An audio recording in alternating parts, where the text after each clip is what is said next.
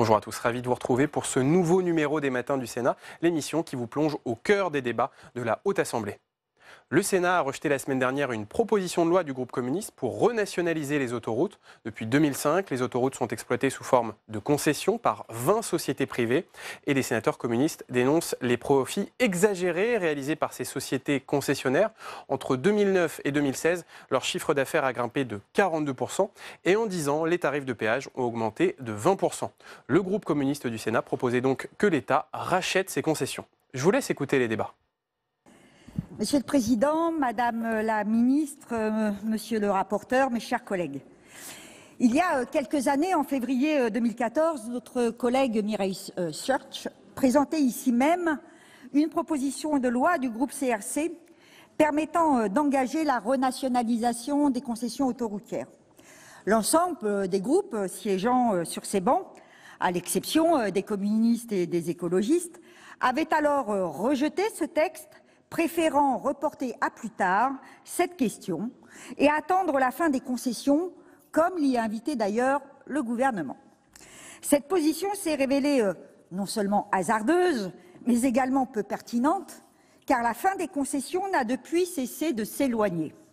En effet, en s'engageant dans un cycle de renégociation particulièrement opaque dès 2015, le gouvernement a, au final, fait perdurer un système défavorable aux intérêts publics. Un protocole tellement insatisfaisant que le gouvernement œuvre depuis pour en cacher le contenu malgré les assignations en justice.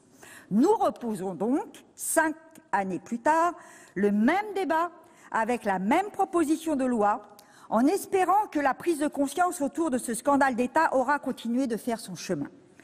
Ces derniers mois ont d'ailleurs démontré que les questions de maîtrise publique des infrastructures revenaient avec force, que ce soit dans nos débats parlementaires, autour de la privatisation de ADP, que le Sénat a rejeté, tout autant que dans la rue et sur les ronds-points au travers le mouvement des Gilets jaunes qui ont fait de la renationalisation des autoroutes l'une des propositions structurantes, notamment au travers la plateforme de revendication mise en ligne en novembre dernier.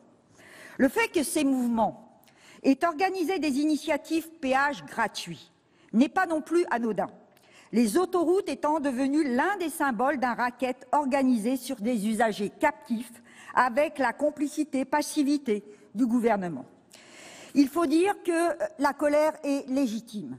La rente des sociétés concessionnaires a cela de scandaleux qu'elle illustre parfaitement la captation d'un bien public au profit d'intérêts privés. Une véritable spoliation puisque ces infrastructures ont été financées par l'impôt de tous. Il me semble aujourd'hui, et c'est déjà un progrès, que le constat est partagé quasi unanimement sur l'erreur qu'a constituée la vente des autoroutes en 2006 par le gouvernement de Villepin, une décision prise dans la précipitation, guidée par la seule obsession de réduire le déficit public. Je ne reviendrai donc pas sur les avis des différentes autorités telles la Cour des comptes ou l'autorité de la concurrence qui ont dénoncé cette situation. L'avis de l'autorité de la concurrence avait très bien résumé la situation. Elle mettait ainsi en évidence la rentabilité exceptionnelle de ces sociétés. Une rentabilité qui n'est pas justifiée par les risques ou les coûts supportés par ces sociétés. Une telle constatation nous conduit d'ailleurs à penser, comme cela est suggéré par certains juristes, que l'on pourrait précisément remettre en cause les concessions autoroutières, du moins pour les concessionnaires historiques, sur ce fondement, en faisant de l'absence d'aléas dans la prise de risque un vice permettant de les dénoncer. En effet, le Conseil d'État a déjà jugé que l'une des parties à un contrat administratif pouvait en obtenir la mise à l'écart lorsque ce contrat est entaché d'un vice d'une particulière gravité relatif aux conditions dans lesquelles les parties ont donné leur consentement. Une piste que personne n'a pour l'instant voulu suivre. Aujourd'hui, il devient pourtant urgent de mettre un terme à cette situation qui pèse sur les comptes publics puisque cette privatisation a privé l'État d'une manne financière de 32 milliards d'euros, mais également sur les usagers considérés comme de simples réservoirs à dividendes pour les actionnaires. Aujourd'hui, les sociétés d'autoroutes françaises se portent plutôt bien, avec un chiffre d'affaires annuel dépassant les 8 milliards d'euros. un chiffre en augmentation de 42,3% entre 2009 et 2016, d'après le Commissariat général au développement durable. Ces sociétés font dans le même temps des bénéfices records. 4,7 milliards d'euros de dividendes pour l'année 2016 selon l'autorité de régulation des activités ferroviaires et routières. Grâce à ces bénéfices, les 7 sociétés ont déjà remboursé ce qu'elles avaient mis sur la table pour acheter les parts de l'État, 14,8 milliards d'euros. En 2017, selon les chiffres de l'ARAFER, l'ensemble des sociétés autoroutières a dégagé un excédent brut d'exploitation de 7,3 milliards d'euros pour 10 milliards d'euros de chiffre d'affaires, soit une marge brute de 73%.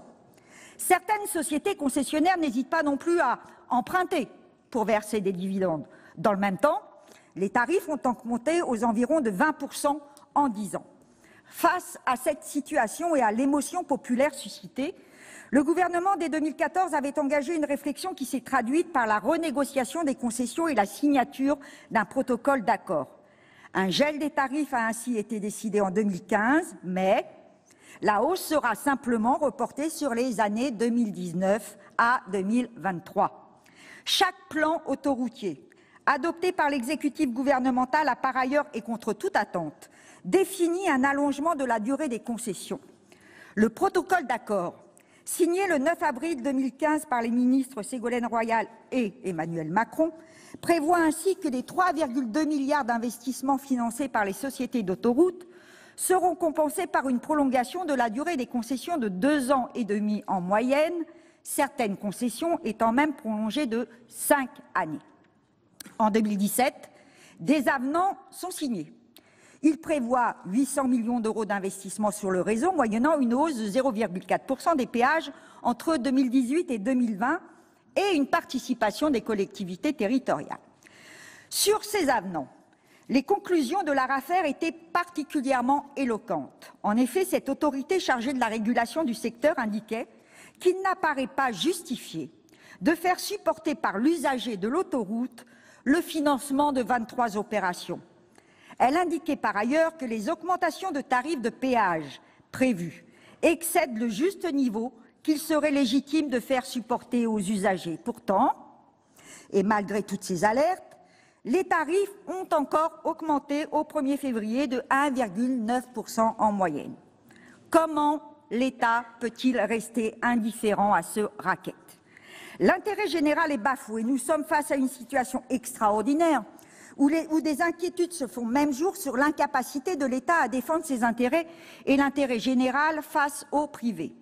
Depuis plus d'une décennie, les pouvoirs publics ont systématiquement fait les mauvais choix. Aujourd'hui, pour sortir de ce piège et trouver la solution, il faut absolument poser le bon diagnostic sur les rapports de force. Dans ce cadre, il faut bien se dire que les pratiques des sociétés concessionnaires sont absolument légales, puisqu'elles découlent des contrats de concession signés par l'État.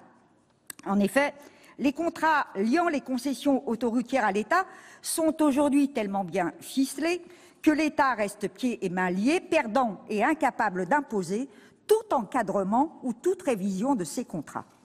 Lorsque l'État demande une réduction des abonnements, ce n'est pas une exigence fondée sur l'intérêt général, mais une simple aumône face à des sociétés qui sont dans leur bon droit et ultra puissantes.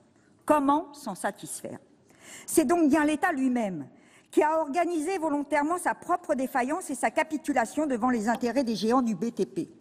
Toute disposition qui pourrait changer les termes des contrats doit aujourd'hui donner lieu à compensation selon les termes de l'accord afin, je cite, d'assurer dans le respect du service public les conditions économiques et financières des contrats entendant un niveau de rentabilité extrêmement élevé. En gros, toute charge nouvelle sera compensée sur les usagers, ce qui n'est pas une option. Dans ce contexte, une seule solution existe. L'État a la possibilité, pour un motif d'intérêt général, comme cela est prévu aux articles 38 de chacun des contrats de concession, d'y mettre fin. Alors bien sûr, il s'agit d'une opération coûteuse, puisqu'elle est estimée entre 28 à 50 milliards d'euros. Mais c'est une somme que l'État versera sur le long terme. Au regard des taux d'intérêt actuels, le recours à l'emprunt semble une bonne option in fine, cet argent emprunté ne sera pas remboursé par l'impôt, mais par le péage. Nous pensons par ailleurs que l'État pourrait se mettre dans une position offensive et s'appuyer sur le principe constitutionnel interdisant aux personnes publiques de consentir des libéralités. Il est ainsi interdit à une personne publique de verser une indemnisation manifestement disproportionnée par rapport au préjudice subi, y compris à la suite d'une rupture anticipée d'un contrat administratif. Nous estimons que nous sommes tout à fait dans ce cas de figure, Madame la Ministre, lié notamment à la sous-estimation initiale qui a lésé l'État dans la protection de ses intérêts. Encore une fois, nous pensons qu'il conviendrait que l'État mène cette bataille. Au moment où il existe une fronde légitime dans notre pays sur les taxes et la vie chère, cette option semble aujourd'hui plus que pertinente. Preuve de sa faisabilité, l'Espagne s'est engagée dans cette voie en annonçant la renationalisation de 500 km de tronçons qui vont ainsi repasser sous maîtrise publique. Au regard des enjeux de transparence autour des politiques tarifaires, de maîtrise de l'aménagement du territoire et de choix du financement pour les infrastructures, l'État, Madame la Ministre, doit reprendre la main. Ce qu'il manque aujourd'hui, ce n'est pas de ressources pour mener à bien ce projet, mais de volonté politique.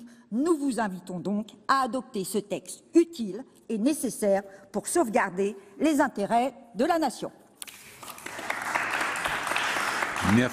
Merci. Donc la parole est maintenant à Monsieur Guillaume Gontard, rapporteur de la Commission de l'aménagement du territoire et du développement durable.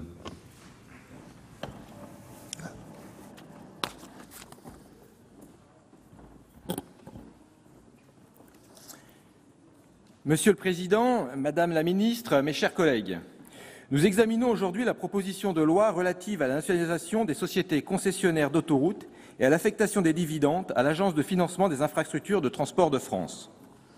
La Commission de l'aménagement du territoire et du développement durable a bien voulu me confier ce rapport. Je salue au passage notre ancienne collègue, Évelyne Didier, qui avait travaillé sur un texte similaire en 2014. Ce texte a été déposé le 16 janvier dernier par notre collègue Éliane Assassi et les membres du groupe communiste, républicain, citoyen et écologiste. Il vise à corriger l'erreur historique du gouvernement Villepin de 2006 et répond à une double actualité. La première, le renchérissement du coût de la mobilité pour nos concitoyens et à la diminution de l'offre de transport collectif, vivement soulignée par le mouvement des Gilets jaunes. La deuxième, la privatisation d'Aéroports de Paris, souhaitée par le gouvernement, qui, comme celle des autoroutes, est symptomatique d'une politique de court terme où l'on dilapide les biens de l'État pour dégager des liquidités. Et j'ai la faiblesse de penser que si la majorité sénatoriale s'est massivement opposée à la privatisation d'ADP, c'est qu'elle a pris toute la mesure du catastrophique précédent de la privatisation de 2006. Pour rappel, le montant de la privatisation avoisinait les 15 milliards d'euros, sans compter la dette de 20 milliards d'euros transférée aux sociétés d'autoroutes. Dans le même temps, de nouvelles concessions ont été octroyées à partir de l'année 2001 à des sociétés privées, après appel d'offres pour des tronçons de taille plus réduite et plus rentables. À l'heure actuelle, on recense 20 concessionnaires chargés d'exploiter et d'entretenir près de 9 200 km d'autoroutes en France, comprenant 1000 aires de repos, 987 échangeurs et mobilisant plus de 13 000 emplois. Aujourd'hui, avec ce texte, le groupe CRCE souhaite remettre cette question au cœur du débat public. Son dispositif est simple, il vise à nationaliser 14 sociétés concessionnaires d'autoroutes et prévoit d'assurer le financement de cette opération par un relèvement du taux de l'impôt sur les sociétés. Pour mémoire, en 2019, le produit de l'impôt sur les sociétés devait atteindre plus de 31 milliards d'euros. Précisons cependant qu'il s'agit ici d'un gage pour les besoins de la procédure législative et que, naturellement, l'État n'aura aucune difficulté à faire l'avance de cette somme et à se rembourser via les recettes des péages. C'est d'ailleurs ce que les sociétés d'autoroutes ont fait en 2006. Car, et c'est important de le rappeler, nationalisation n'est pas synonyme de gratuité.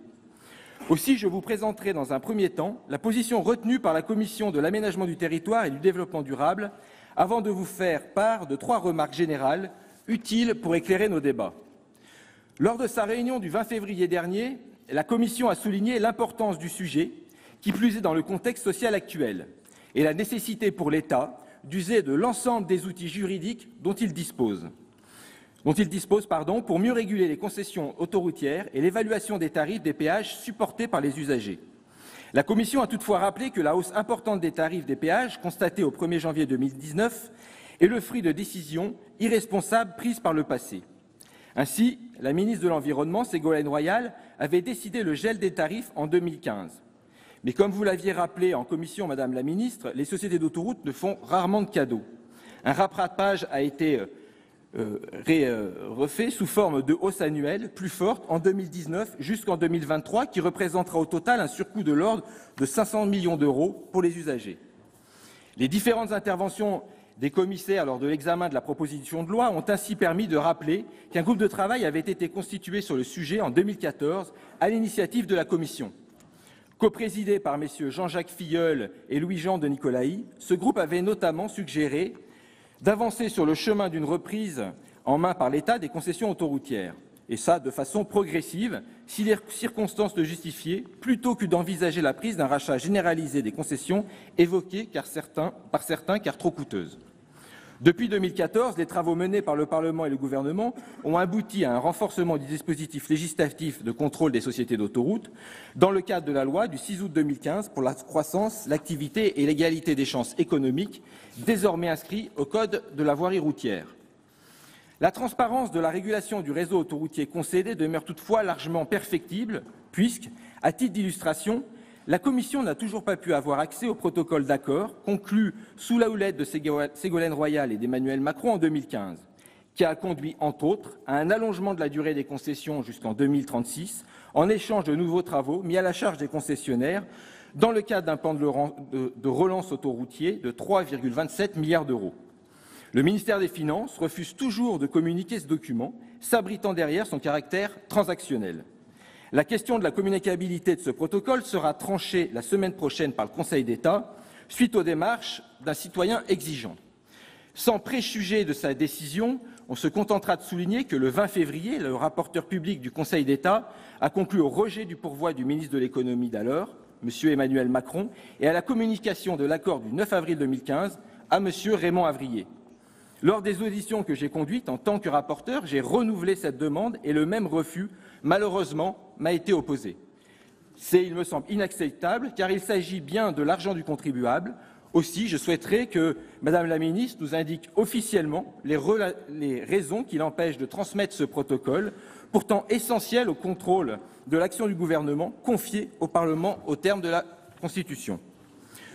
Compte tenu du coût d'une renationalisation immédiate, sans doute supérieure à 50 milliards d'euros, de l'impréparation de l'État pour reprendre en main l'exploitation des autoroutes et de la proximité des échéances prévues pour certaines concessions, la Commission a considéré, contre mon avis, que l'option de la renationalisation des sociétés concessionnaires d'autoroutes devait être écartée.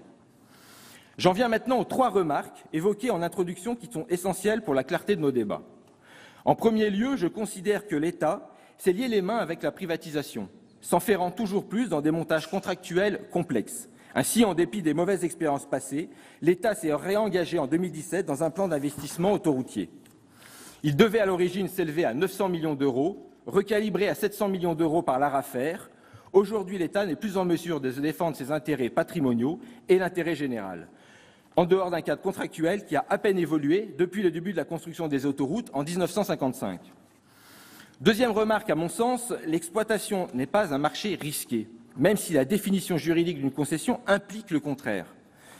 Et les bénéfices réalisés par les sociétés concessionnaires le confirment. Elles se portent très bien. Par ailleurs, le prix du pétrole a chuté de 70% sur 2014-2016, favorisant le trafic tiré par l'accroissement continu des échanges commerciaux. Le trafic a ainsi été en hausse de 12% pour les véhicules légers sur 2010-2017, tandis que celui des poids lourds a retrouvé son niveau d'avant-crise en 2017. En outre, la baisse des taux d'intérêt, constatée depuis plusieurs années et soutenue par la politique accommodante de la Banque centrale européenne, permet aux sociétés d'autoroutes de se refinancer à des taux bien plus faibles et donc avantageux. Enfin, les tarifs des péages kilométriques moyens ont constamment augmenté au-delà de la formule d'évolution tarifaire annuelle fixée à 70% de l'inflation pour les sections historiques et 85% pour les sections récentes. La hausse moyenne annuelle des tarifs des péages a été de 1,36% sur 2011-2019. L'État a accepté que les sociétés d'autoroutes répercutent la hausse de la taxe d'aménagement du territoire et de la redevance domaniale dans les tarifs des péages à hauteur de 0,22 points sur 2011-2019. Par ailleurs, 0,5 points de l'évolution des tarifs des péages sont attribuables aux travaux supplémentaires mis à la charge des concessionnaires. Par ailleurs, le financement des infrastructures est totalement insatisfaisant. Et sur les 14,8 milliards d'euros récupérés par l'État lors de la privatisation et qui devaient être affectés au financement des infrastructures, seuls 4 milliards d'euros ont effectivement été attribués à l'AFITF, in fine, et le reste est revenu alimenter le budget général de l'État. Dernière remarque, l'État peut tout à fait reprendre en main les concessions dès maintenant, sans attendre l'échéance des concessions qui se échelonnent globalement entre 2031, 2036 et 2086. L'idée plusieurs fois évoquée de constituer un établissement public industriel et commercial, Routes de France, pour gérer l'ensemble des 9200 km de réseau autoroutier, avec un contrat d'objectifs et de performance, des critères forts en matière d'aménagement du territoire, d'efficacité environnementale et de différenciation des tarifs selon des motifs sociaux me semble plus que pertinente. Ainsi, la fin des concessions permettrait d'avoir des débats sur la gratuité des autoroutes, la mobilité partagée ou encore la mobilité connectée. Enfin, je vous rappelle qu'attendre la fin des concessions ne nous donne aucune garantie sur les hausses des tarifs futurs, du fait de nouveaux investissements qui pourraient être demandés par l'État aux sociétés concessionnaires, et c'est un pari risqué. C'est pourquoi le groupe CRCE et votre rapporteur à titre personnel propose de renationaliser les sociétés concessionnaires d'autoroutes. La Commission de l'aménagement du territoire et du développement durable ne nous a, hélas, toutefois pas suivis et a voté contre le texte. Je vous remercie. Merci. Madame la ministre, vous avez la parole.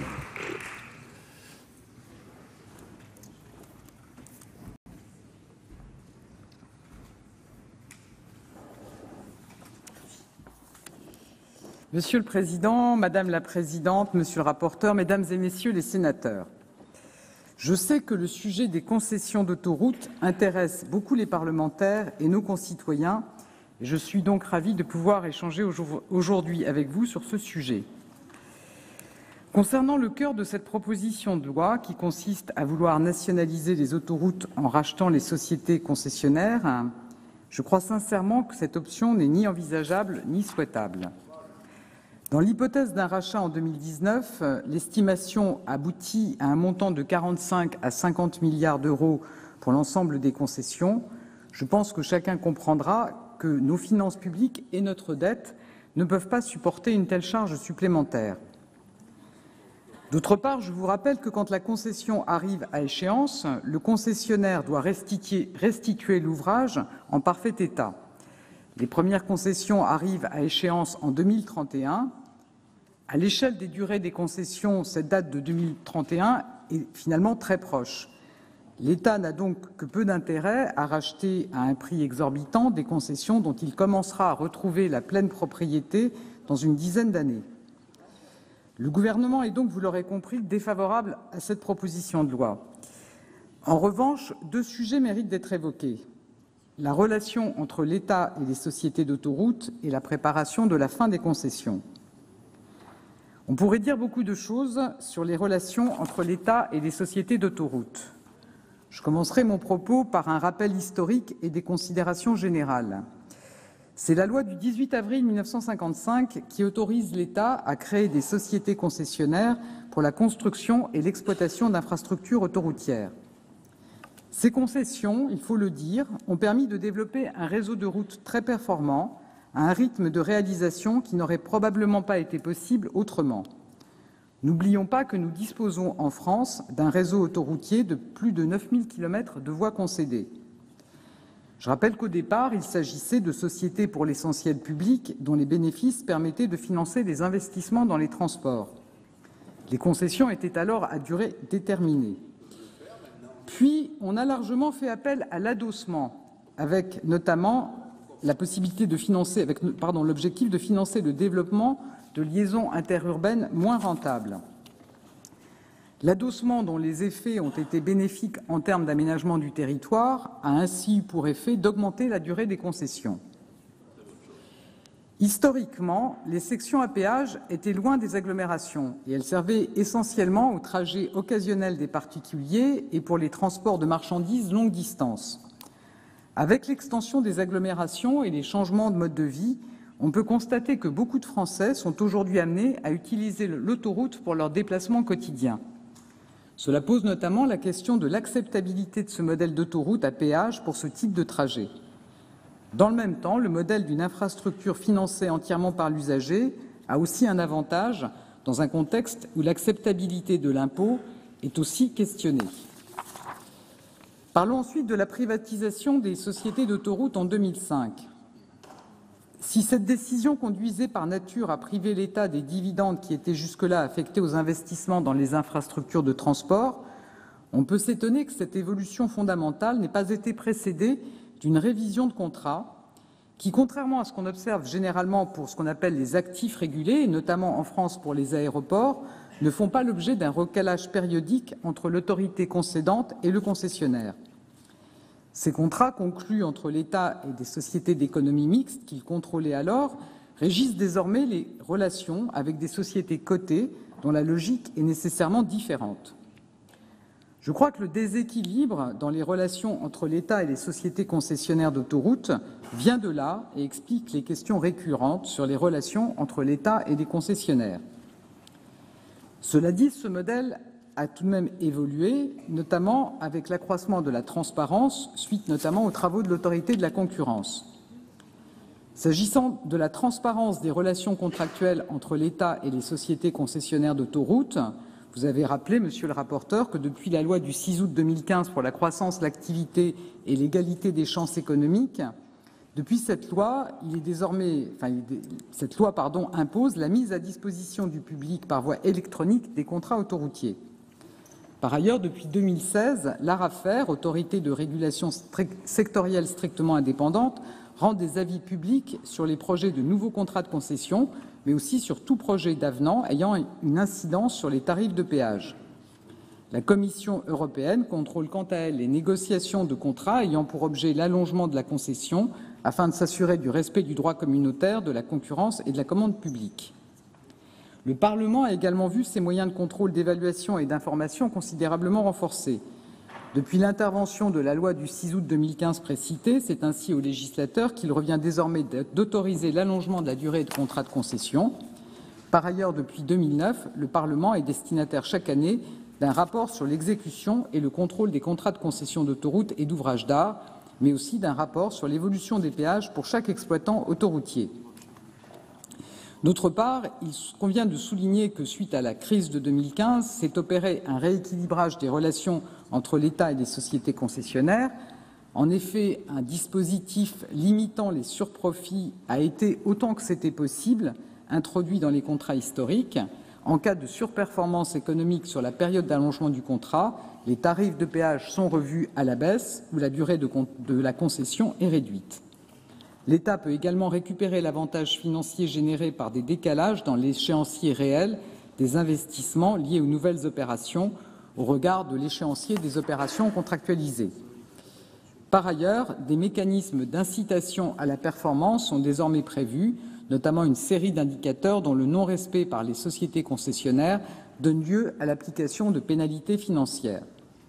Enfin, la loi du 6 août 2015 a créé l'ARAFER, qui dispose d'un pouvoir de contrôle et de sanction de l'activité des concessionnaires. Ces éléments ont ainsi conduit à un certain rééquilibrage des relations entre l'État et les concessionnaires d'autoroutes ces dernières années. S'agissant du protocole de 2015, je crois, monsieur le rapporteur, que vous avez vous-même répondu à votre question. La question de la communicabilité de ce protocole transactionnel sera prochainement tranchée par le Conseil d'État. Au demeurant, les dispositions qu'il contient ont depuis été transcrites dans les contrats de concession qui sont eux-mêmes publics. J'ajouterai enfin que la remise de 30% pour les usagers réguliers ayant souscrit un abonnement que j'ai obtenu après d'intenses négociations constitue une première. Sa mise en œuvre s'effectue en effet sous la seule responsabilité de la société concessionnaire, c'est-à-dire sans aucune compensation ni de l'État ni des usagers, ni aujourd'hui ni demain. Et je voudrais conclure sur ce point. Demander aux sociétés concessionnaires de prendre leurs responsabilités était la seule voie, puisque du fait des conditions de la privatisation rappelées précédemment, l'État ne peut pas modifier l'équilibre du contrat jusqu'à son terme et ne peut pas en changer la nature sans compensation. Donc je l'ai déjà dit, racheter les concessions ne me semble pas être une option. La priorité était de rééquilibrer les relations entre l'État et les sociétés concessionnaires. Et comme je l'ai mentionné précédemment, les concessions d'autoroutes arriveront à leur terme, finalement, à partir d'une dizaine d'années. La question de savoir quel modèle l'État choisira pour la suite va donc se poser prochainement. Si le choix de nouvelles concessions devait être fait, il faudrait alors veiller à ce que les contrats soient équilibrés. L'État pourrait aussi, bien évidemment, choisir de gérer lui-même son réseau autoroutier. La situation actuelle n'est pas idéale, mais je crois qu'il faut tout faire pour l'améliorer et surtout penser à l'avenir. En tout cas, ce n'est pas en rachetant aujourd'hui les concessions que le financement de nos transports et l'entretien de nos infrastructures se porteraient mieux. Monsieur le Président, Madame la Ministre, mes chers collègues, tout d'abord, je tiens à remercier le groupe communiste de faire vivre le débat sur les concessions d'autoroutes à travers cette PPL. C'est un sujet, c'est pas mal parti, c'est un sujet qui suscite de nombreuses interrogations, voire de la défiance chez nos concitoyens, et à juste titre. L'Union centriste avait proposé un débat parlementaire sur ce sujet qui, malheureusement, a dû être reporté en raison de la manifestation contre l'antisémitisme. Il y a maintenant plus de 12 ans, l'État privatisait ses autoroutes pour des concessions de 30 ans en moyenne. On nous indiquait à l'époque qu'il s'agissait d'une bonne affaire pour l'État et donc pour le contribuable. L'ensemble des privatisations rapportait 14,8 milliards d'euros. Or, en 12 ans, les sociétés d'autoroutes ont déjà versé à leurs actionnaires 14,9 milliards d'euros. En 2017, l'ensemble de ces sociétés ont dégagé 73% de marge brute. Je serais curieux de savoir s'il existe en France une entreprise qui peut en faire autant. La renationalisation proposée aujourd'hui est estimée à 50 milliards d'euros, vous l'avez dit, Madame la Ministre, soit le triple de ce qu'ont rapporté à l'époque les privatisations. Une bonne affaire pour le contribuable? Certainement pas. Où est également la bonne affaire pour les usagers de l'autoroute? Selon les chiffres à notre disposition, dont on ne peut pas dire qu'ils soient marqués sous le sceau de la transparence, le chiffre d'affaires de ces sociétés augmente beaucoup plus vite que le trafic. Son augmentation découle donc essentiellement de l'augmentation du tarif des péages. Les usagers ont vu les prix des péages s'envoler, les augmentations ont souvent été plus fortes que l'inflation. L'usager a donc perdu du pouvoir d'achat. En plus, il semblerait que l'évolution des tarifs des péages ne soit pas prise en compte dans l'indice INSEE du calcul de l'inflation. Résultat, les automobilistes dépensent désormais autant en péage qu'en carburant sur de plus en plus de trajets. Pourtant, si le service fourni est bon, il ne s'est pas nettement amélioré. Et si une chose est certaine, c'est que l'on n'a jamais construit aussi peu d'autoroutes que depuis la privatisation. Entre 2007 et 2013, seulement 167 nouveaux kilomètres ont été réalisés sur les plus de 9000 kilomètres de réseau. En matière, comme s'il n'était pas suffisant de vendre la poule aux œufs d'or et de l'alimenter au détriment de l'usager, on organise ce jeu de dupes dans le dos des Français. Je veux parler ici de l'accord secret conclu en 2015 entre Madame Royal et les sociétés d'autoroutes. En contrepartie d'un pseudo-gel des tarifs pour 2015, les sociétés autoroutières ont obtenu de nouvelles hausses tarifaires jusqu'en 2032, l'engagement de l'État de compenser toute modification fiscale ou obligation nouvelle, la prolongation des concessions de 2 à 5 ans. Certes, cet accord comporte un mécanisme permettant à l'État de demander une rétrocession des surprofits, mécanisme intégré dans la loi Macron. J'aimerais que le gouvernement nous explique, Madame la Ministre, pourquoi ce mécanisme est aussi facilement contourné par ces sociétés et est-ce qu'il sera à un moment donné mis en œuvre? D'après mes informations, ce n'est pas le cas et ça ne sera pas le cas. D'autre part, j'ai interrogé récemment le gouvernement pour savoir si les sociétés d'autoroutes allaient faire un geste vis-à-vis des usagers. Quelle a été l'ampleur de ce geste par rapport à l'augmentation des tarifs? Telle était ma question. J'attends toujours aujourd'hui la réponse. En tout cas, cet accord de 2015 est toujours officiellement secret en attendant que le Conseil d'État ne se décide sur le bien-fondé de sa confidentialité. Pourquoi un tel secret? Était-ce pour cacher aux Français qu'une fois de plus, en matière d'autoroute, leurs intérêts étaient sacrifiés au profit de ceux des sociétés d'autoroutes?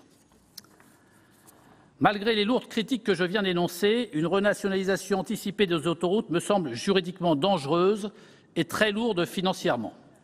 J'ai parlé de 50 milliards. Il est d'ailleurs complètement incohérent de faire supporter ce coût aux entreprises via un relèvement de l'IS. C'est là un contresens économique.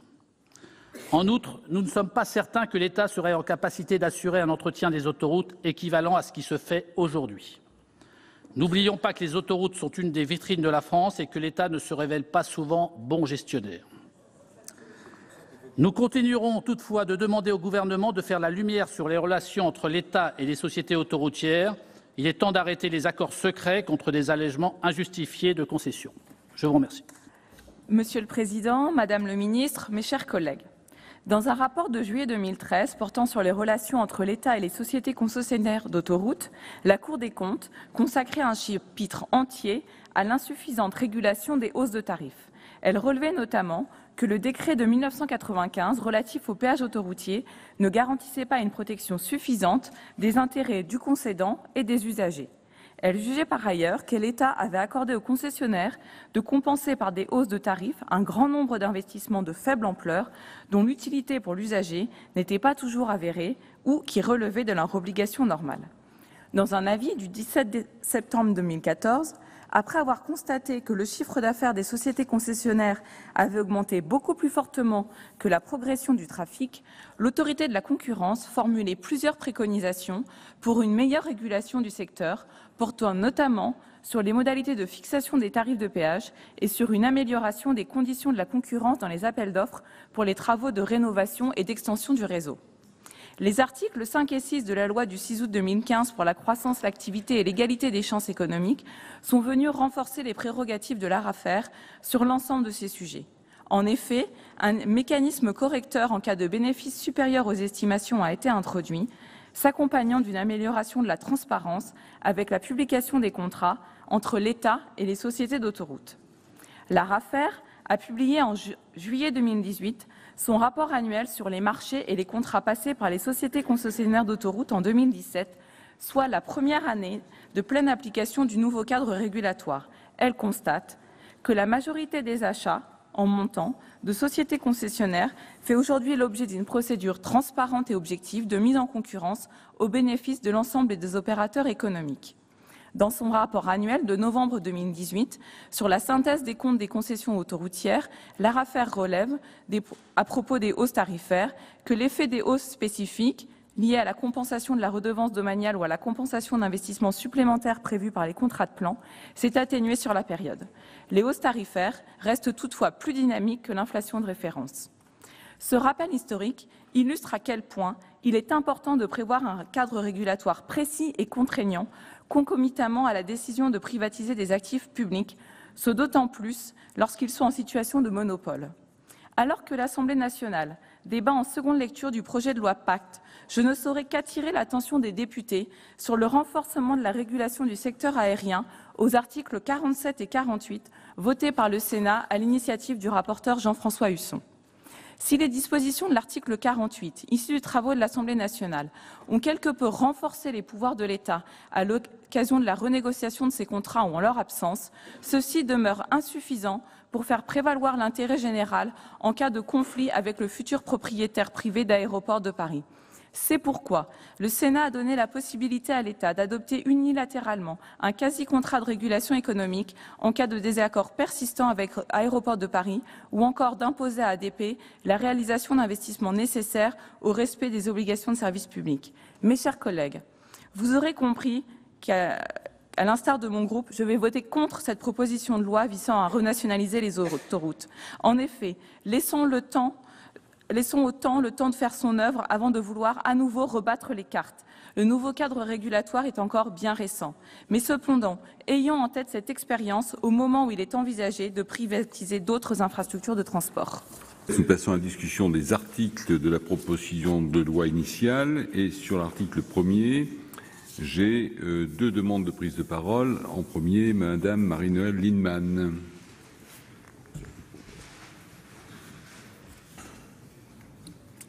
Mes chers collègues, beaucoup d'entre nous ont déjà dit que cette privatisation des sociétés gestionnaires des autoroutes, concessionnaires de l'usage des autoroutes, avait été une grave erreur pour notre pays.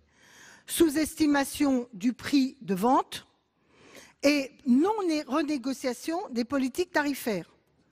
L'ensemble de ces politiques tarifaires, qui étaient, quand il y avait des sociétés d'économie mixte d'intérêt public qui le géraient, et avait été conçu comme une structure publique qui gère. Pas du tout avec un système qui est prévu pour des entreprises privées. Bilan des courses, tout le monde le sait, ils ont finalement fait un équivalent LBO, ils ont emprunté récupérés par des dividendes, d'ailleurs au passage en décapitalisant les sociétés, et ils ont finalement obtenu un profit considérable au détriment de l'État, de la nation, et avec des prix de péage extrêmement importants. D'ailleurs, la Cour des comptes, comme l'autorité de la concurrence, l'avait signalé.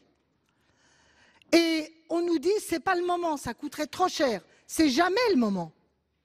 Je rappelle qu'après le rapport de la Cour des comptes, on se rend compte de cette perte en ligne. Il y a un groupe de travail, des groupes de travail qui sont faits, en particulier à l'Assemblée nationale, par M. Chanteguet qui le présidait, qui, quand on connaît notre ancien collègue député Chanteguet, qui n'est pas réputé pour être un gauchiste devant l'éternel, notre collègue a fait la preuve qu'il était possible de renationaliser. Et moi, je dois le dire, j'ai des grands doutes sur l'indépendance de la haute administration de Bercy.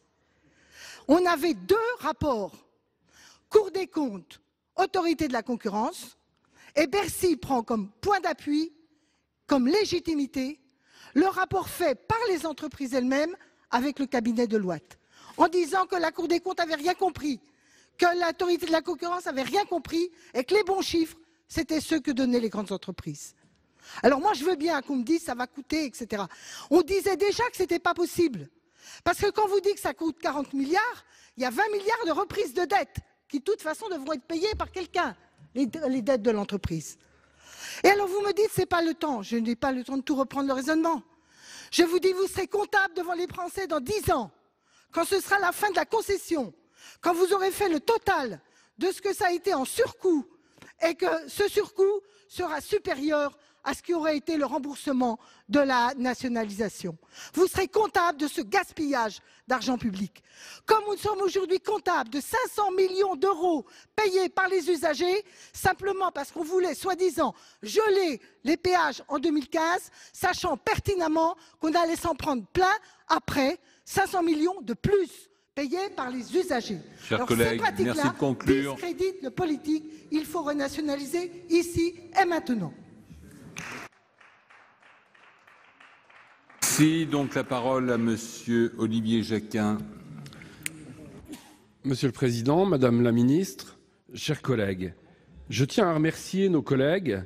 Quelques jours après le débat sur Aéroport de Paris, qui avait valu un beau rassemblement transpartisan ici, et quelques jours avant le débat sur la loi sur les mobilités, de nous offrir un débat de qualité sur la gestion de nos biens communs et le rôle de la puissance publique. Je tiens à vous parler de rationalité économique et de bon sens. Je vais prendre l'exemple d'une autoroute publique, l'A31 bis chez moi, qui va plus ou moins Luxembourg, Metz, Nancy, et qui est en cours de débat en vue de sa modernisation, débat public. 1 kilomètre d'autoroute A31 pour les finances de l'État aujourd'hui, puisque cette autoroute est gratuite, c'est une pure sortie d'argent annuel pour Bercy, les charges d'entretien. Imaginons maintenant 1 kilomètre d'autoroute concédée. Ce sont de nombreuses rentrées d'argent pour le ministère des Finances. La taxe autoroutière, la récupération de la TVA et l'impôt sur les sociétés. Quelque part, une vache à lait à très court terme, mais un fusil à un coup. Et la variable d'ajustement, vous avez bien compris, c'est l'usager. C'est l'usager qui paye cette charge différée très importante. Tout ça parce que l'État se dit impécunieux, je pense, en raison d'un certain nombre de choix de dépenses publiques et fiscales. Je suis favorable à une maîtrise publique des services publics, ce qui ne veut pas dire que je suis opposé aux logiques de concession. J'accepte de concéder si c'est contrôlé et si la dépense est raisonnable. Il faut reconnaître que notre État français, avec sa culture administrative et publique, contrôle très mal ses opérateurs. Et c'est grave. Le seul mérite de ce modèle concédé, c'est de faire en sorte que la dépense publique d'entretien, par contrat, soit effectivement effectuée sur place. Donc lorsque j'entends dire que l'État ne saurait pas entretenir son patrimoine, c'est totalement faux. C'est insulter d'ailleurs la fonction publique spécialisée que nous avons sur ces autoroutes, qui est de qualité. C'est simplement qu'on profite de l'élasticité possible de cette dépense pour tirer sur la corde. Je pense que c'est un débat véritable sur une stratégie de l'impuissance publique. Or, il y a des alternatives. Nous en reparlerons. Il faut imaginer la fin de ces concessions et une reprise en main publique à terme. Merci. Merci. Toujours en prise de parole sur l'article, Monsieur Pierre Laurent. Oui, merci Monsieur le Président. Je voudrais insister à mon tour sur l'opportunité de la proposition que nous faisons.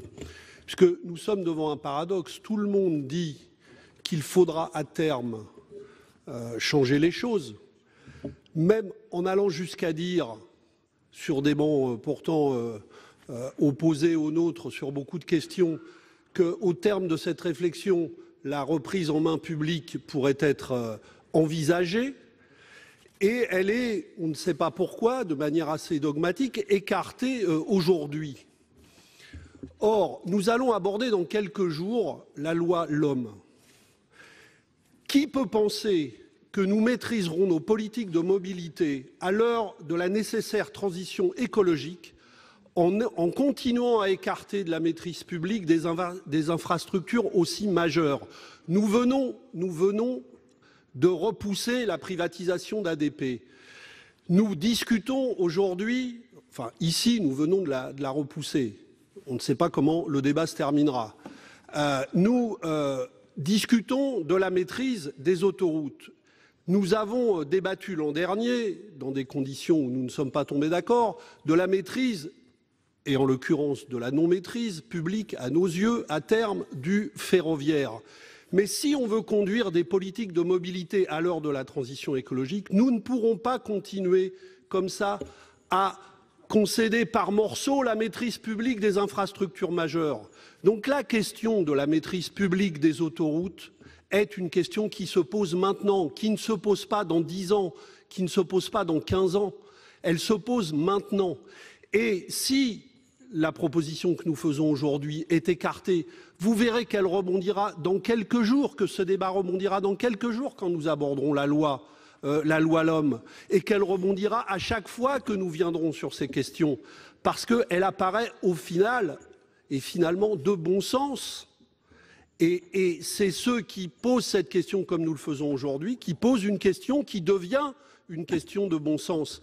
Donc moi j'insiste sur cet aspect-là.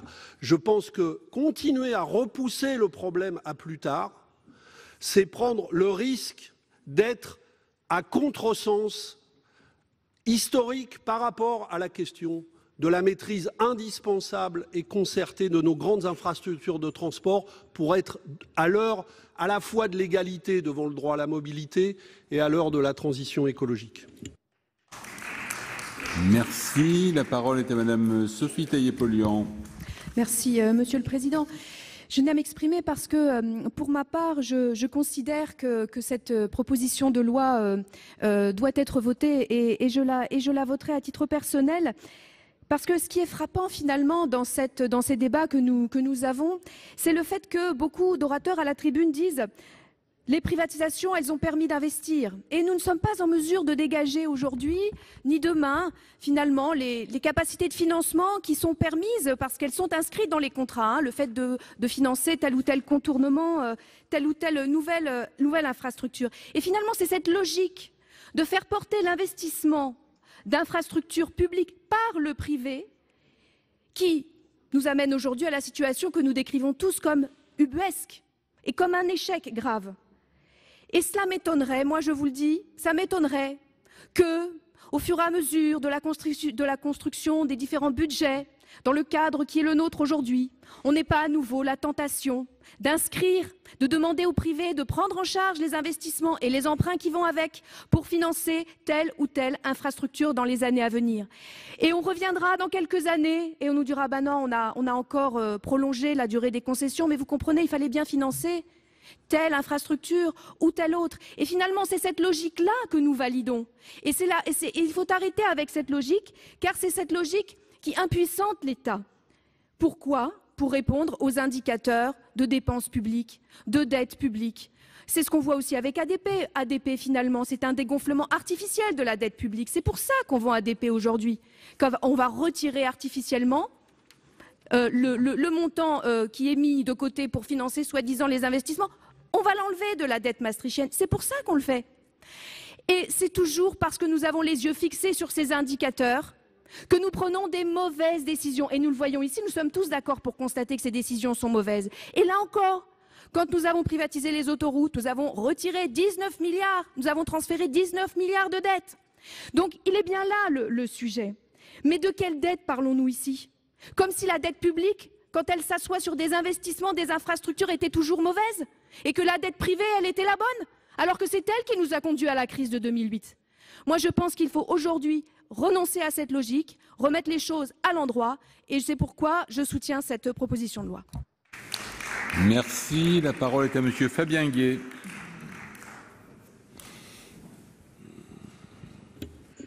Merci Monsieur le Président, Madame la Ministre, mes chers collègues.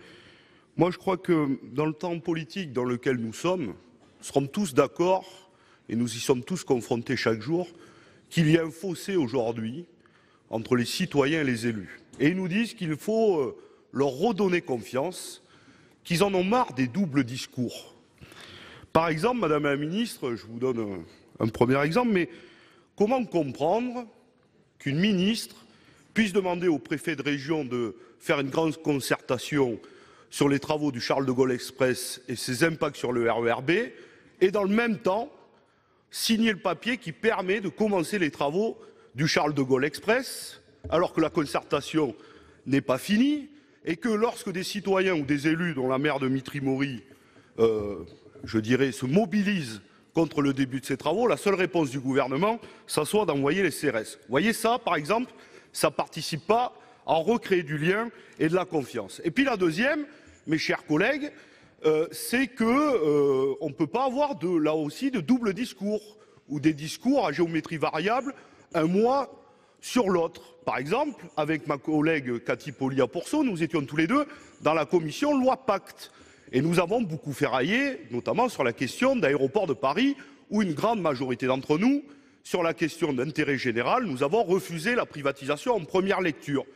Et beaucoup d'entre vous, qui sont là aujourd'hui, ont employé un exemple, celui du scandale de la privatisation des autoroutes en 2006. Tout le monde était là. D'ailleurs, à un moment donné, il n'y avait que des révoltés du Bounty dans cette commission.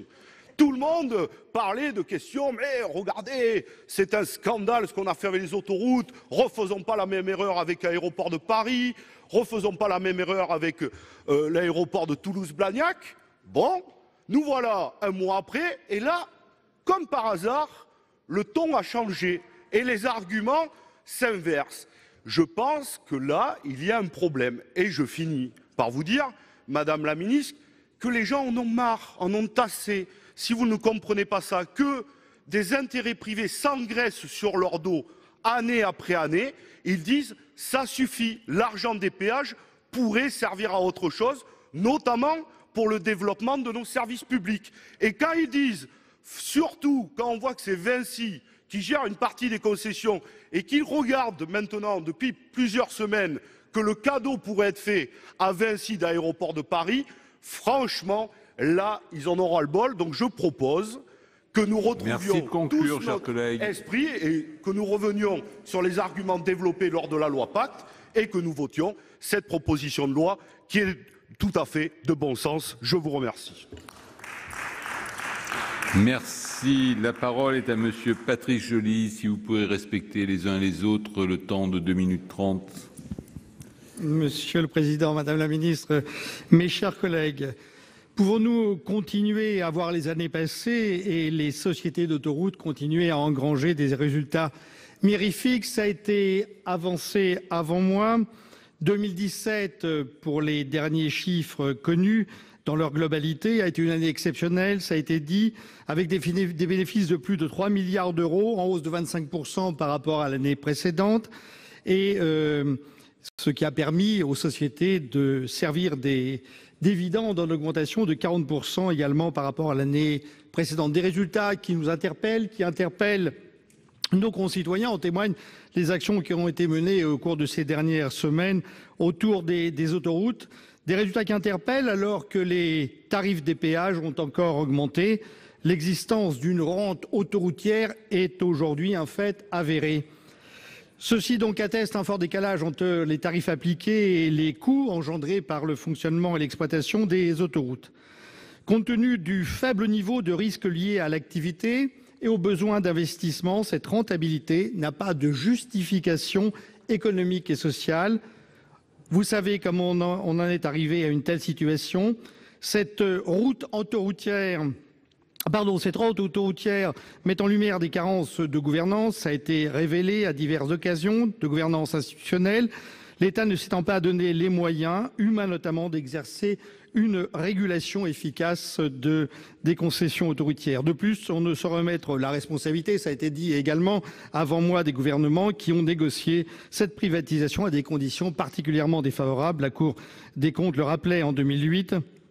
Et mettant en cause effectivement le montant de cette concession qui a été accordée, de ces privatisations accordées, et où la sous-évaluation était estimée à plus de 10 milliards d'euros.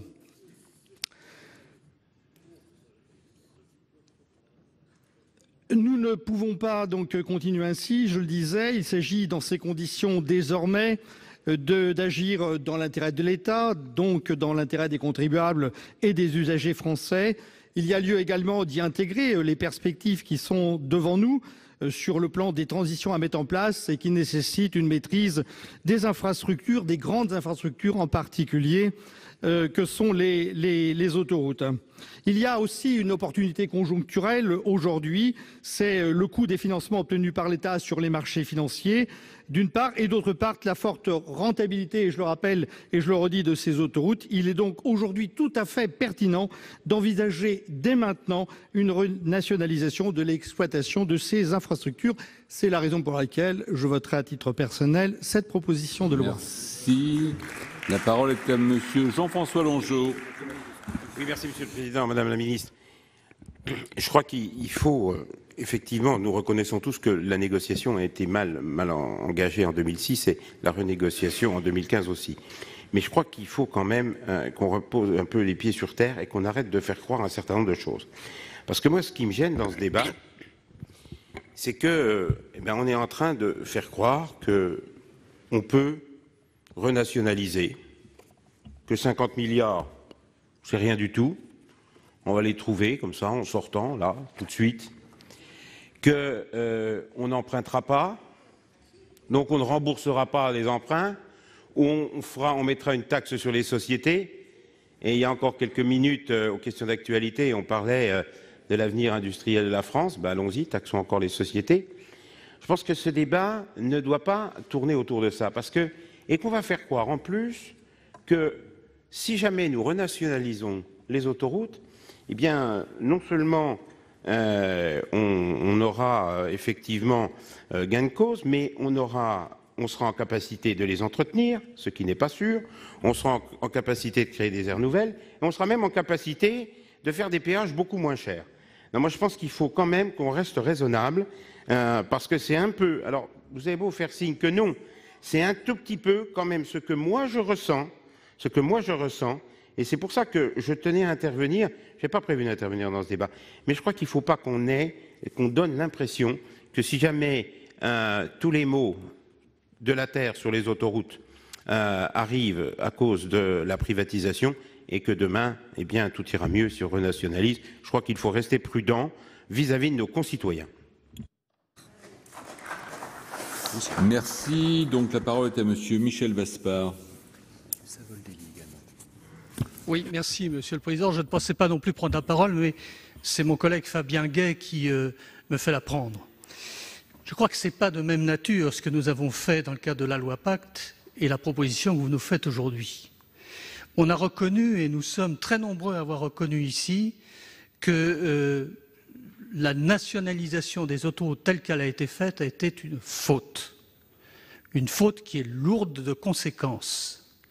Le fait de ne pas privatiser Aéroports de Paris, c'est d'éviter la faute. C'est d'abord ça. d'abord éviter une deuxième faute, à l'instar de ce qu'on a fait. Alors je ne sais pas si les députés, démontrons ce que nous avons fait, j'espère que non. Il y a un certain nombre de pressions qui font que j'espère qu'ils seront raisonnables et qu'ils confirmeront la position du Sénat.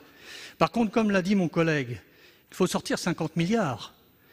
D'après ce que j'ai entendu dans les chiffres qui ont été énoncés, c'est 14,5 milliards que l'État a récupérés et c'est 14,9 milliards de dividendes versés.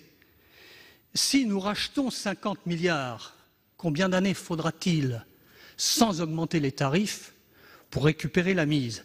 Donc on n'est pas du tout dans le même contexte, Monsieur Gay. Il fallait, dans le cadre de la loi Pacte, stopper et faire en sorte qu'il n'y ait pas une deuxième erreur. Merci. La parole est à Monsieur Pascal Savoldelli. S'il vous plaît, vous avez un orateur qui intervient derrière vous. Merci, Monsieur le Président. Mes chers collègues, Madame la Ministre. En tout cas, moi, il y a quelque chose que je ne trouve pas raisonnable. Selon l'ARAFER, en 2017, l'ensemble des sociétés autoroutières, on va parler entreprises là, comptabilité des entreprises, excédent brut, 7,3 milliards pour 10 milliards de chiffre d'affaires. Moi, je ne connais pas dans mon département une TPE ou une PME qui a fait 73% de marge brute. J'en ai aucune dans mon département du Val-de-Marne. Pas de TPE, pas de PME qui a fait une marge de 73%. Ah bah oui, non, mais vous pouvez, Madame la Ministre, dire gna gna, non, non, c'est la affaire, vous ne pouvez pas tout contester. Donc il y a un problème. Deuxième chose, pourquoi ici, moi étant, excusez-moi, j'ai été parlementaire qu'en 2017, mais j'ai le droit d'avoir la mémoire de mes collègues, pourquoi ici on ignore qu'il y a eu une mission parlementaire qui a déjà évoqué en 2004, une mission parlementaire, tout courant politique, toute sensibilité, la question des problèmes de la nationalisation et de la maîtrise publique des autoroutes. Et à l'époque, mes chers collègues, ils étaient pas moins intelligents que nous et pas moins responsables, les parlementaires de l'époque. Ils n'ont pas posé la question de créer un impôt pour financer cette mesure. Ils ont posé la question d'utiliser le péage. Donc, vous voyez, voilà, faut qu'on ait, enfin, je le dis, il faut qu'on ait aussi cette dimension responsable. Et Madame la Ministre, ce n'est pas un élément de polémique de ma part, mais j'ai envie de vous la poser la question. Si malheureusement vous vendez vos parts d'ADP, vous avez à avoir la conscience tranquille? Si c'est Vinci qu'on achète une part, si c'est Eiffage qu'on achète une part, si c'est Abertis qu'on achète une part, c'était les 3 sociétés au départ qui ont privatisé les autoroutes. Vous imaginez, mes chers collègues, on a des différences, on a des divergences, mais devant l'histoire, on va avoir eu le scandale des autoroutes, et là on va prendre la responsabilité d'un scandale, et toujours avec les mêmes, qui ramassent la bade. Donc vraiment, ça vaut le coup d'y réfléchir. Merci. La parole est à Monsieur Jean-Raymond Hugonet. Oui, Monsieur le Président, je n'avais pas prévu d'intervenir, mais forcément, l'intérêt du débat me pousse à intervenir.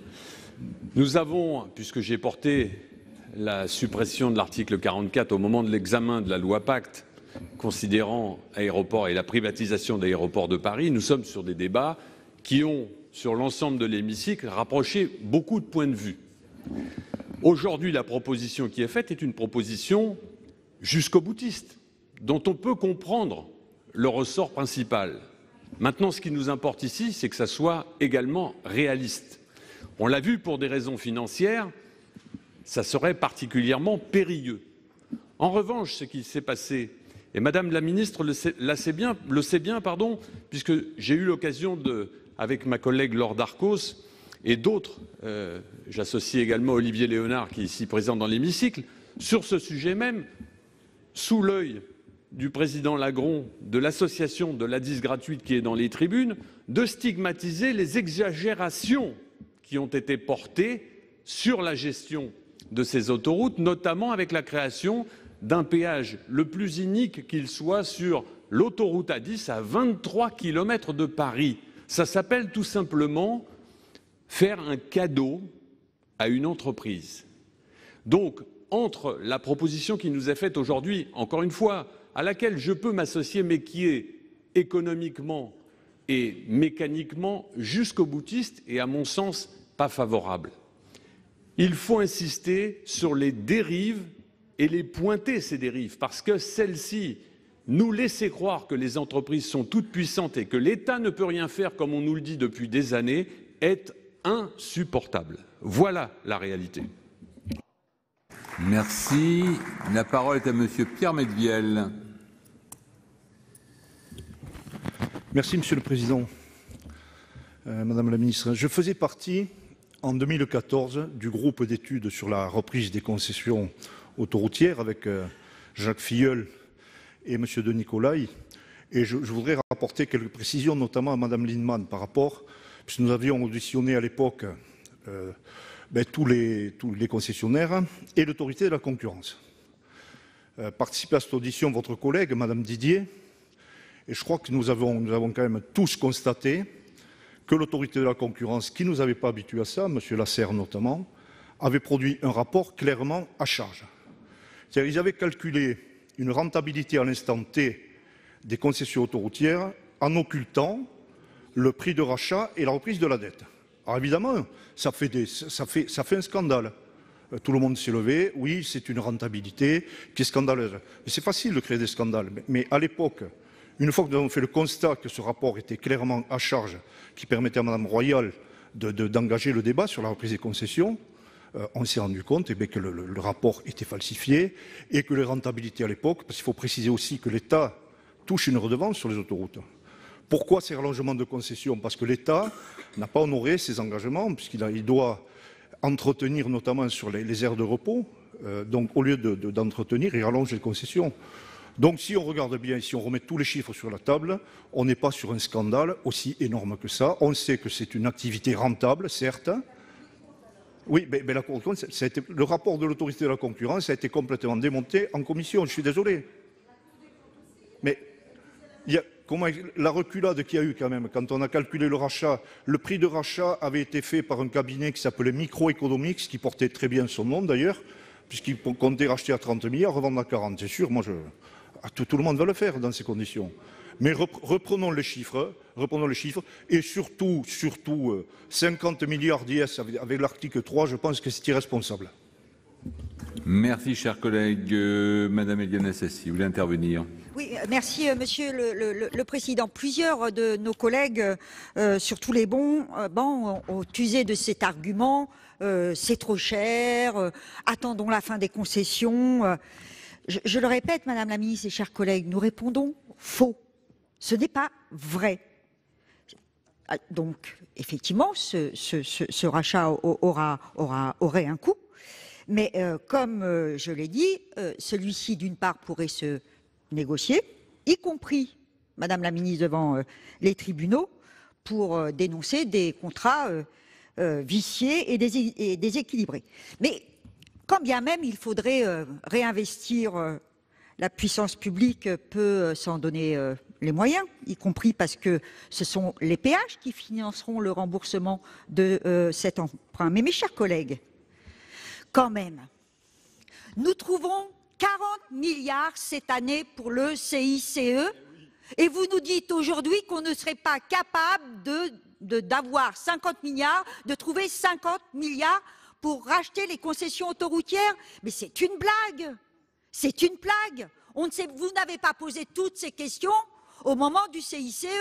Donc de l'argent, il y en a. Donc ce qui prouve bien que vos arguments ne tiennent qu'à une chose, ce sont des choix politiques que vous défendez, mais souffrez que nous avancions des arguments pour contrer justement vos choix politiques qui, à l'évidence, ne sont pas bons. Merci, Monsieur Olivier Léonard. Écoutez, je vais, pour pas faire d'erreur, vous lire tout simplement le message que j'ai mis sur un réseau social à l'instant. Proposition de loi sur la nationalisation des sociétés d'autoroutes présentée par le groupe communiste. Je refuse le dogmatisme, ça a toujours été comme ça dans ma vie politique, et je vais continuer. Et donc, j'ai toujours prôné en matière économique l'intérêt public. Et donc, je ne serais pas choqué que la France ne soit plus actionnaire, par exemple, de Renault.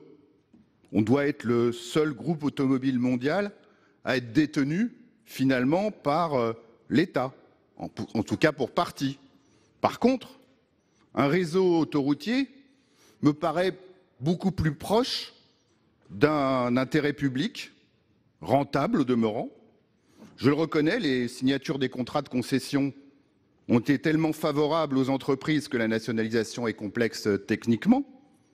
Mais finalement, le signe politique de soutenir cette proposition de nationalisation peut devenir un moyen, certes discutable à l'infini, entre le réalisme économique et la volonté d'alerter les Français sur le scandale des péages. Alors, je le dis ici, peut-être que la loi passera éventuellement au Sénat. Je pense qu'elle ne passera pas à l'Assemblée nationale. Donc, il me semble que, on ne sait jamais, mais je pense que les grands groupes concernés peuvent se rassurer, c'est mon sentiment. Mais voter cette proposition de nationalisation, c'est pour moi finalement d'abord le moyen d'être avec d'autres un lanceur d'alerte et de rester justement en alerte sur d'éventuelles questions similaires qui pourraient advenir. Merci. Je vous rappelle qu'on n'était pas sur les explications de vote, mais simplement des interventions sur l'article. Je suppose que pour ceux qui sont intervenus, ça vaudra explication de vote. Donc, sur l'article 1, j'ai un amendement, l'amendement numéro 1, présenté par Monsieur Grand. Un amendement de suppression. Oui, Monsieur le Président, moi, le Parlement aujourd'hui vient de rajeunir de 40 ans. Ça me rappelle quand Charles Fitterman était ministre des Transports et qu'on parlait de nationalisation après 1981. Finalement, vous voyez, vous ne vieillissez pas, c'est bien pour vous. Et d'ailleurs, j'ai à cet instant, chers collègues, une pensée très personnelle pour votre père qui était un acteur essentiel dans ces moments-là. Oui, mais bon, il faut quand même le rappeler, hein, il faut le rappeler. Les assises de la mobilité ont bien montré qu'il fallait apporter des réponses nouvelles aux besoins de déplacement quotidien. Je souhaite rappeler les attentes fortes pour la réalisation de voiries de contournement adaptées aux évolutions démographiques de nos agglomérations. J'aurai l'occasion, Madame le Ministre, de vous parler X fois plus une, naturellement, de la jonction entre la 75 et la 9 à Montpellier, parce que le contournement ouest de Montpellier, si on va dans le sens de nos amis, naturellement, nous serons tous dans un autre monde qui ne sera toujours pas fait. Mais les coûts de telles infrastructures ne peuvent être supportés par l'État et les collectivités territoriales. Aussi, lorsqu'elles constituent des rabattements, c'est de ça dont je parlais, sur une autoroute, il apparaît opportun qu'elles puissent être réalisées par les concessionnaires en contrepartie, naturellement, et en contrepartie indolore, pour l'usager et le contribuable du rallongement de la durée de concession. J'aurai l'occasion de revenir sur ce sujet, comme je viens de vous le dire. Aujourd'hui, il faut garder à l'esprit des chiffres simples. Sur 10 € de péage, 4,2 vont à l'État, au travers des impôts et des taxes, 1,2 pour l'exploitation, 2,1 € pour le remboursement de la dette et la rémunération des investisseurs, et 2,5 € sont affectés à la construction et à la modernisation du réseau. Si la gestion des autoroutes était nationalisée, comme le souhaitent les auteurs de ce texte, les 25 % de recettes à péage affectées à la construction et à la modernisation tomberaient dans le tonneau des Danaïdes de Bercy, au détriment de l'entretien et de l'investissement. Sur ce point, l'intitulé de la proposition de loi vise à affecter les dividendes de l'Agence de financement des infrastructures de transport, qui reste qu'une affirmation de principe sans aucune base juridique ou législative. Il est donc proposé de supprimer cet article, car la concession reste le seul moyen pour maintenir notre réseau autoroutier comme un modèle de sécurité, de qualité et de confort reconnu dans toute l'Europe. Merci. Donc, l'avis de la Commission, Monsieur le rapporteur. Oui, merci Monsieur le Président. Déjà, mon avis personnel, puisque c'est vrai que vous proposez de supprimer l'article 1. Donc personnellement, j'y suis pas favorable. Pour ce qui est de la commission, logiquement, elle a donné un avis favorable à cet amendement. Après, c'est vrai que je regrette que dans une niche, voilà, on aurait pu aller au bout de ce texte, et je pense que ça aurait été voilà. Merci. Merci, Madame la Ministre. Alors, vous aurez compris que le gouvernement n'est pas favorable à la renationalisation des sociétés d'autoroutes. Donc, dans le principe, on ne peut qu'être favorable à la suppression de l'article 1. Pour autant, je voudrais vraiment souligner que ce mécanisme d'adossement, peut-être que sur quelques cas particuliers, il peut être envisagé, mais il est fortement encadré, comme tout allongement, et nécessite une notification auprès de la Commission, nécessite aussi un vote du Parlement. Et puis je pense que les débats qu'on a pu avoir montrent que allonger indéfiniment les concessions d'autoroutes, avec ce qu'on a pu échanger sur l'équilibre des relations entre l'État et les sociétés concessionnaires, ne me semble pas une bonne idée. Merci. Donc, avant de mettre aux voix l'amendement numéro 1 de suppression de l'article 1er, je voudrais vous préciser, avant éventuellement des explications de vote, préciser que si cet article n'était pas adopté, donc si l'amendement, lui, était adopté, les articles 2 et 3 deviendraient donc sans objet. Donc je pourrais considérer que si l'article 1er n'est pas adopté, il n'y a plus lieu de mettre aux voix les articles et l'ensemble de la proposition de loi.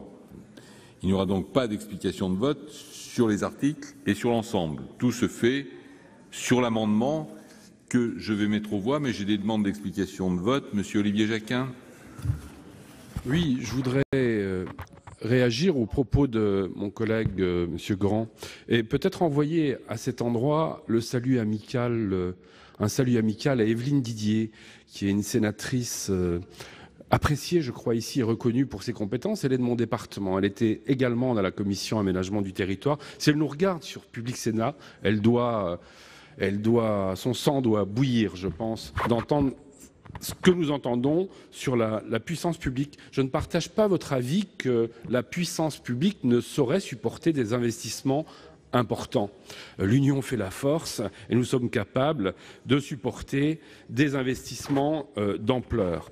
Vous prenez par ailleurs les logiques d'adossement et de prolongation, les considérant comme indolores. Je ne suis pas sûr que pour l'usager, c'est véritablement indolore. Observez deux sociétés publiques autoroutières qui existent encore en France. La Société des autoroutes du Mont-Blanc et celle du tunnel du Fréjus, dont le président est Thierry Repentin. La situation est exemplaire. De qualité, contrôle total par la puissance publique, État, département, Caisse des dépôts. Elles sont contraintes dans le choix des tarifications des péages par des règles étatiques. Elles ne maîtrisent pas la tarification. Ces autoroutes sont parfaitement entretenues et c'est d'ailleurs les seules où il y ait autant d'innovation en matière autoroutière sur la gestion des péages, des offres particulières, des voies réservées et ce genre d'innovation. Je voudrais aussi vous parler de notre patrimoine commun à l'heure où les taux d'emprunt sont si faibles. Et développer notre patrimoine par l'emprunt, dans un moment comme celui-là, n'est pas une aberration économique. D'ailleurs, observez les sociétés privées, puisque l'emprunt ne coûte presque rien, beaucoup moins cher que le coût du capital. Dès que les sociétés autoroutières ont été en situation de faire des OPA, elles ont vidé les caisses. Et actuellement, on n'a plus que de la dette dans les sociétés autoroutières. Donc il faut réfléchir là-dessus, réfléchir aussi peut-être demain pour financer la loi sur les mobilités, pour se réapproprier des biens nationaux, d'envisager une logique de grand emprunt permise pour certaines finances de long terme. On en a déjà fait des grands emprunts et changer les logiques. Parce que actuellement, dans cette situation d'État qui se dit impécunieux, pour de nouvelles infrastructures, c'est soit le choix de la concession, soit rien. Donc on n'a plus le choix et c'est véritablement l'usager qui fait le différentiel. Et pour cette raison, je voterai contre cet amendement de suppression. Merci. Donc, Monsieur Jean-Pierre Grand, explication de vote. Oui, Monsieur le Président, moi j'aime bien qu'on éclaire les choses. On vient de terminer à Montpellier une vingtaine de kilomètres d'autoroute, de déplacement d'autoroute pour 800 millions d'euros. Ce sont les ASF qui ont payé, ce n'est pas l'État et ce ne sont pas les collectivités. Et je crois, Madame le Ministre, qu'il y a une ouverture dans votre réponse. Parce qu'effectivement, si nous attendons que nous puissions payer les 200 millions pour le contournement ouest de Montpellier et les 200 millions pour le contournement ouest de Nîmes, plus une autre obligation, eh bien, je peux vous le dire, ça sera comme la ligne la ligne de LGV jusqu'à Perpignan. Hein, on sera en 2050 que tout ça n'aura pas été fait. Donc, il n'y a pas 36 solutions. Il y a une réalité. Et cette réalité, elle s'impose à nous. Et nous avons besoin aujourd'hui. Aujourd'hui, les villes bougent. Et nous n'avons pas les moyens de construire ces contournements. Et nous en avons besoin, pas dans 10 ans, pas dans 20 ans, pas dans 30 ans, nous en avons besoin dans les 5 ans qui viennent. Voilà pourquoi je n'ai pas d'autres idées à proposer pour le financement. Et Madame le Ministre, je retiens que ce que vous avez dit est une ouverture avec les réserves naturellement juridiques et financières qui s'imposent. Il s'agira le moment venu de faire bien naturellement toutes les démarches et surtout toutes les discussions nécessaires, mais votre réponse me plaît beaucoup. Merci. Merci. Explication de vote, Madame Nathalie Goulet. Oui, Monsieur le Président, juste une minute, parce que j'écoutais notre collègue parler de grand emprunt. Il se trouve que je suis rapporteur du budget des engagements de l'État et de la dette. Donc, parler des grands emprunts, de grands emprunts maintenant, me fait penser à une formule qui dit il vaut mieux devoir que pas pouvoir rendre. Mais en l'espèce, non seulement on doit, mais en plus on peut pas rendre. Donc, je pense que le grand emprunt, c'est pas forcément le sujet du jour. Donc, et l'autre sujet, on n'est pas obligé d'être d'accord toujours avec vos positions. On peut aussi avoir, c'est que dans ce dossier particulièrement, je crois que comparaison n'est pas raison.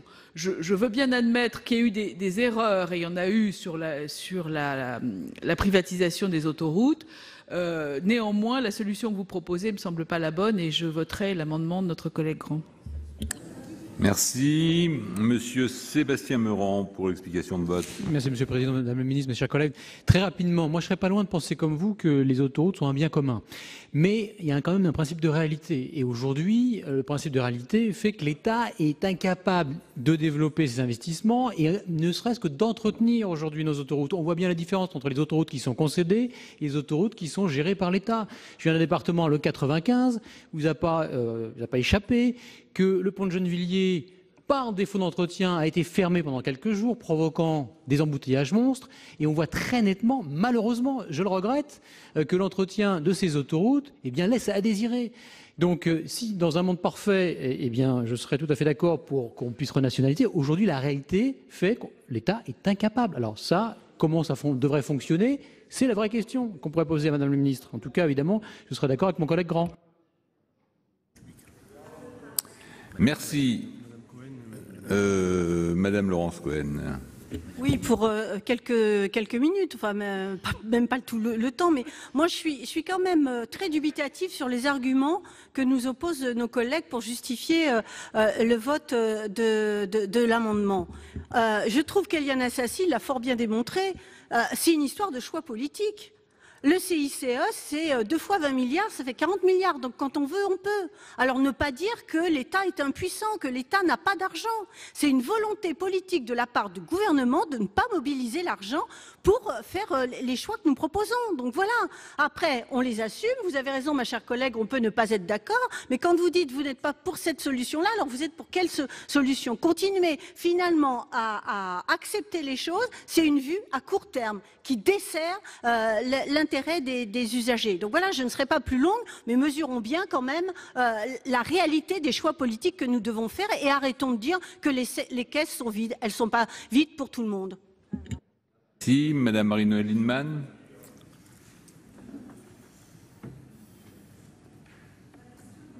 Lancement de la nationalisation, évidemment, un débat. D'abord, je rappelle qu'il y a 20 milliards dans l'estimation qui est de la dette. Donc déjà, après, finalement, on fait du transfert de dette. Ce n'est pas du cash à sortir. Deuxièmement, ce qu'a proposé notre rapporteur, c'est la constitution d'un établissement public qui emprunterait, comme l'ont fait les sociétés autoroutières, ils emprunteraient l'argent qui permettrait ensuite d'être remboursés au regard des recettes obtenus par les péages. Parce que ce qui est vrai, c'est qu'on ne va pas supprimer les péages. Par contre, on peut avoir des politiques tarifaires judicieuses au regard de l'ampleur des kilomètres parcourus, des critères de cette nature. La deuxième chose que je veux vous dire, c'est que les sociétés autoroutières, elles investissent aujourd'hui en empruntant. Ce n'est pas des fonds propres qu'elles dégagent. Donc si on crée une structure, établissement public qui est géré et qui est spécifique pour la gestion de ces autoroutes, elle peut faire de la même manière sans prélever sur les dividendes. Car je vous le rappelle, ils ont très peu investi. Ils ont essentiellement reversé du dividende. Donc il est clair que cette solution est techniquement possible, surtout quand les taux d'intérêt sont bas. Parce que tout à l'heure, je vous disais, comment vous rendrez des comptes dans 10 ans, quand on fera le total de ce qu'on a perdu comme argent et combien on aurait fait si on avait nationalisé? Quels seront les taux d'intérêt dans quelques années? Certainement plus élevés qu'aujourd'hui. Donc nous avons intérêt à le faire maintenant. Merci. Donc, s'il n'y a plus d'explication de vote, on va mettre aux voix l'amendement numéro 1 avec une demande de scrutin public dont j'ai été saisi par le groupe CRCE et le groupe Les Républicains. Donc, le vote sur l'amendement. Bien, voici le résultat du scrutin numéro 60 sur l'amendement numéro 1. Compte tenu de l'ensemble des délégations de vote accordées par les sénateurs aux groupes politiques et notifiées à la présidence, nombre de votants 341, nombre de suffrages exprimés 340, pour l'adoption 247, contre 93. Donc l'amendement est adopté et l'article 1 est donc rejeté. Il en est donc de même pour les articles 2 et 3. Un vote sur l'ensemble n'est pas nécessaire puisqu'il n'y a plus de texte. En conséquence, la proposition de loi n'est pas adoptée. Le Sénat s'est donc opposé à la nationalisation des autoroutes. La majorité sénatoriale estime que l'État n'est pas prêt et n'a pas les moyens de cette renationalisation, dont le coût est estimé à 50 milliards d'euros. Les sénateurs considèrent néanmoins qu'il faut accentuer le contrôle de l'État sur la gestion des autoroutes réalisée par ces sociétés concessionnaires. C'est la fin de cette émission. Vous pouvez revoir tous nos programmes sur notre site internet publicsénat.fr. Très bonne journée et très bonne semaine sur les chaînes parlementaires.